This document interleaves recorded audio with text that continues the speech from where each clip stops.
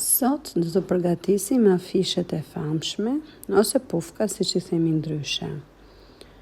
Për këtë recetë unë kam zgjedhur 3 kokra vezë, 12 lugë sheqer. Në si fillim do ndajmë të bardhat e vezëve dhe të verdhat. Ne do fillojmë me rrahjen e të bardhave të vezës.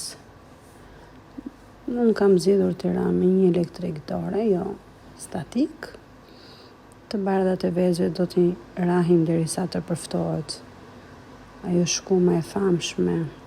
Mbaj mend kur ishim të vegjël, I rrinim të bardhat e vezëve me pirun dhe kthenim pjatën përmbys për të parë që vezët ishin rrahur, pikërisht si kjo në video.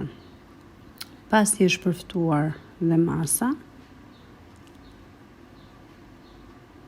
neve do fillojmë të shtojmë sheqerin pak e nga pak në disa porcione, duke I hedhur ngadalë, në mënyrë që dhe tretja e sheqerit të bëhet më shpejt.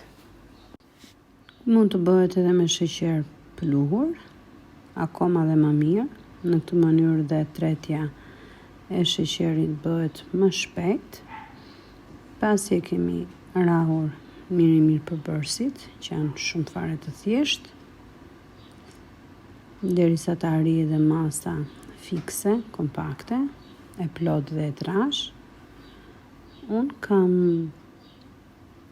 nuk kam përdorur ndonjë formë për t'i vendosur në tavë, thjesht me lugë në mënyrë të çrregut. I pjekim në furrë në temperaturën 100 gradë për rreth 2 orë.